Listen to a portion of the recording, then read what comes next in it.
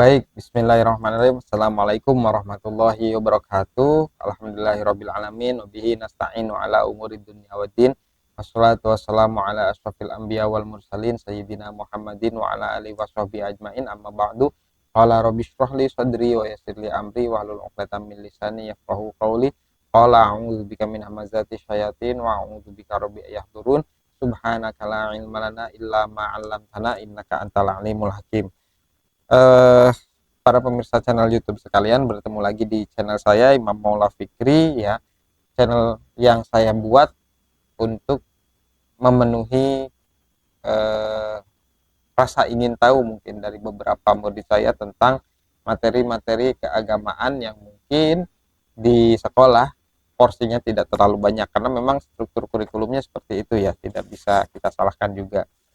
Nah, pada video kali ini saya akan melanjutkan pembahasan tentang sejarah Nabi Muhammad. Yang sebelumnya saya bikin short video, ya, dari sejarah Nabi ini, kemudian saya beralih ke long video seperti ini, ya, karena mungkin lebih efektif sepertinya, ya. Nah, sejarah Nabi Muhammad yang saya bacakan ini saya ambil atau saya bacakan ulang dari buku Martin Links, ya, yang berjudul Muhammad, Kisah Hidup Nabi Berdasarkan Sumber Klasik. Oke, pada video sebelumnya kita sudah atau saya sudah menceritakan bagaimana Nabi Muhammad menerima wahyu pertama, yaitu surat Al-Alaq ayat 1 sampai 5. Diawali dari mimpi yang selalu beliau alami, kemudian beliau melakukan tahanus, ya, atau menyendiri di Gua Hiro yang memang menjadi kebiasaan beberapa masyarakat Arab saat itu dan termasuk Nabi Muhammad. Nabi Muhammad bertahanus pada bulan Ramadan, ya. Kemudian ada yang mengatakan pada tanggal 21 Ramadan, ya, Jibril turun, malaikat Jibril turun untuk menyampaikan wahyu. Malaikat Jibril menampakkan dirinya kemudian kepada Nabi Muhammad yang membuat Nabi Muhammad sangat takut, ya, menggetar dan bergetar dan menggigil. Bahkan Nabi Muhammad melihat malaikat Jibril ketika turun dari Gua Hiro, kemudian seperti ada yang memanggil, gitu, ya. Di langit atau di cakrawala itu terlihat sosok malaikat Jibril dan itu sangat membuat takut Nabi Muhammad. Kemudian Nabi Muhammad pulang ke rumahnya kepada istrinya Siti Khadijah, ya, yang akhirnya Siti Khadijah berkonsultasi dengan pamannya yang seorang ahli kitab dari kalangan Nasrani. Dan kemarin kita bahas bahwa paman Siti Khadijah atau Warokoh kemudian mengatakan kepada Nabi atau mempercayai apa yang diceritakan oleh Khadijah sebagai bagian dari tanda kenabian. Bahkan Warokoh kemudian berbincang dengan Nabi Muhammad SAW.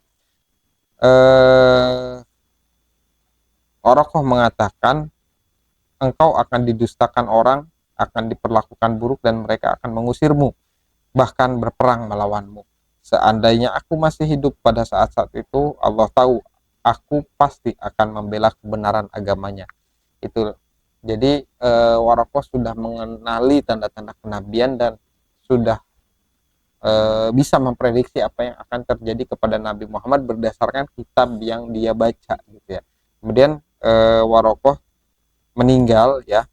Nah, Nabi Muhammad menceritakan kepada Siti Khadijah, ya, menceritakan kepada Siti Khadijah jika ada malaikat Jibril yang akan menyampaikan wahyu. Beberapa cara dilakukan oleh malaikat Jibril kepada Nabi Muhammad untuk menyampaikan wahyu, tapi yang paling berat, kata Nabi Muhammad, yang paling menyusahkan Nabi Muhammad, istilahnya adalah bunyi seperti bel, ya, seperti sebuah bel. Cara itulah yang terberat bagiku. Bunyi itu menghilang setelah aku memahaminya. Terkadang malaikat menampakkan diri dalam rupa manusia, ia berbicara kepadaku lalu mengerti apa yang dikatakannya. Itu bagaimana cara malaikat Jibril menyampaikan wahyu kepada Nabi Muhammad. Jadi ada yang wahyu disampaikan dengan suara tanpa rupa gitu ya. Suara tanpa rupa diawali mungkin atau suaranya itu terdengar seperti bel yang berbunyi melengking, dan itu sangat berat bagi Nabi Muhammad ya. Bel itu kemudian atau bunyi itu kemudian akan berhenti ketika Nabi Muhammad sudah memahami wahyu tersebut. Atau kadang malaikat Jibril menjelma menjadi sesosok manusia dan menyampaikan wahyu dari Allah Subhanahu wa taala. Nah, kemudian wahyu yang kedua kalinya muncul adalah untuk menegaskan Nabi Muhammad, atau untuk meminta Nabi Muhammad ya, memerintahkan Nabi Muhammad, Allah memerintahkan Nabi Muhammad supaya berdakwah gitu ya, berdakwah untuk kalangan terdekatnya. Nah, di sini dijelaskan ya, kalau di sini dijelaskan bahwa surat yang kedua yang turun setelah Al-Alaq ayat 1 sampai 5 adalah surat Al-Qalam ya, surat Al-Qalam ayat 1 sampai 4 ya. Nah, di sini disebutkan Nabi berkata, ketika ditanya tentang pena, Nabi berkata, hal pertama yang Allah ciptakan adalah pena. Dia menciptakan lembaran dan berkata kepada pena itu, tulislah. Pena menjawab, apa yang harus kutulis? Allah berfirman, tulislah ilmuku tentang penciptaanku hingga tiba hari kebangkitan. Itu ya, jadi pena adalah, di sini di keterangan ini adalah makhluk pertama yang Allah ciptakan untuk menuliskan takdir atau menuliskan semua peristiwa yang akan terjadi di langit dan di bumi dalam sebuah lembaran atau dalam lembaran-lembaran kertas atau suhuf. Nah, kemudian suhuf itu di atas sebuah kertas yang suci atau lauh mahfuz ya. Kemudian wahyu ya yang diterima oleh Nabi ketika wahyu kedua datang adalah a'udzubillahi minasyaitonirrajim, nun wal qalami wa ma yasturun ma anta binicmati rabbika bimajnun gitu ya. Sampai wa innaka la'ala khuluqin azim, sampai Nabi dipuji oleh Allah karena sesungguhnya Nabi itu punya akhlak yang sangat mulia, yang sangat agung. Setelah turunnya pesan-pesan pertama, nah ini ya, jadi ini adalah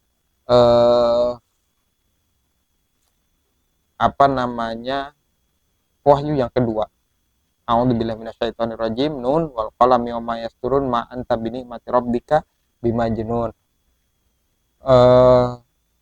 Ini ayat ini ya diturunkan kepada Nabi Muhammad karena saat itu Nabi Muhammad masih merasa ketakutan dengan apa yang dialami gitu, sehingga kalau dibaca lagi di buku ini ya, di awal-awal ketika Nabi Muhammad sebelum bertemu dengan Siti Khadijah sebelum turun ya dari Gua Hiro, ketika mendengar suara malaikat Jibril pertama kali, beliau mencari sumber suara itu sampai apakah ada batu yang berbicara atau pohon dan lain sebagainya, ternyata tidak ada. Beliau takut itu sebagai sebuah halusinasi, sebagai sebuah khayalan dan lain sebagainya. Makanya Allah kuatkan dengan turunnya ayat ini bahwa beliau ya tidak mengalami, Nabi Muhammad tidak mengalami kegilaan ya, apa yang dia terima adalah sebuah wahyu. Dan Allah sanjung Nabi Muhammad di ayat keempatnya, fa innaka la'ala khuluqin azim, sesungguhnya engkau memiliki akhlak yang sangat agung, akhlak yang sangat mulia. Nah, semenjak itulah Nabi Muhammad kemudian melakukan dakwah ya secara diam-diam kepada orang-orang sekitarnya ya. Nah,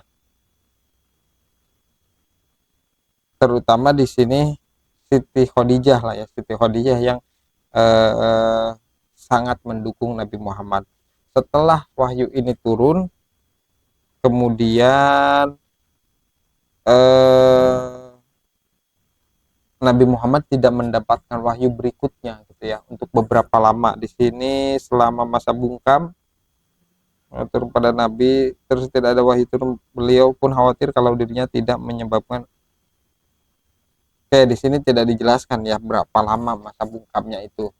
Yang jelas dalam beberapa buku itu disebutkan cukup lama ya, sehingga Nabi Muhammad itu khawatir apakah eh, Tuhan marah kepada Nabi Muhammad, itu apakah Allah marah kepada Nabi Muhammad atau seperti apa, sehingga eh, Allah tidak mengirimkan lagi wahyu kepadanya. Nabi Muhammad saat itu cukup sedih ya, kemudian ditenangkan oleh Siti Khadijah. Baru setelah itu ya ada wahyu yang ketiga yang turun adalah surat Ad-Duha ya. A'udzubillahi minasyaitonirrajim. Ad-Duha wal laili idza saja ma wadda'aka rabbuka wa ma qala walal akhiratu khairul laka minal ula sampai terakhir. Nah, di sini ada ayat ma wadda'aka rabbuka wa ma qala, Tuhanmu tidak meninggalkanmu dan juga tidak membencimu ya. Alam yajidka yatima fa'awa, bukankah dulu engkau bukankah engkau telah ditemukan sebagai seorang yang yatim gitu ya, kemudian eh, dia melindungimu dan begitu seterusnya ya. Nabi Muhammad digambarkan eh, kekurangan gitu ya di ayat ini, di surat ini, kemudian Allah yang mencukupi. Nabi Muhammad digambarkan wajadaka dolan fahada, eh, yang di sini dia mendapati mus yang bingung ya, fahada. Nabi Muhammad sempat bingung, kemudian Allah yang memberi petunjuk. Artinya dengan turunnya surat Ad-Duha ini menegaskan kepada Nabi Muhammad bahwa Allah tidak meninggalkan Nabi Muhammad, dan bukan berarti tidak turunnya wahyu itu bukan berarti Nabi Muhammad itu atau Allah itu membenci Nabi Muhammad sehingga atau Allah marah kepada Nabi Muhammad, itu tidak. Jadi kekhawatiran Nabi Muhammad setelah turunnya ayat ini kemudian hilang ya, dan Nabi Muhammad mulai setelah itu nanti akan ada cerita di mana malaikat Jibril mengajarkan sholat kepada Nabi Muhammad, kemudian Nabi Muhammad semakin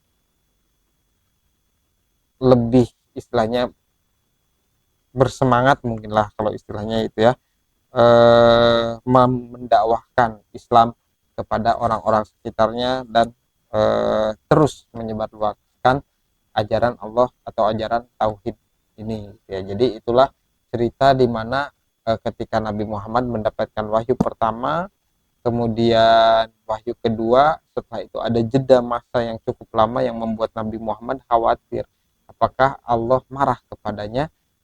Kemudian Allah menurunkan surat Ad-Duha. Oke, semoga apa yang saya sampaikan bisa bermanfaat. Kita ketemu lagi di video berikutnya. Wallahul muwaffiq ila aqwamit thoriq. Wassalamualaikum warahmatullahi wabarakatuh.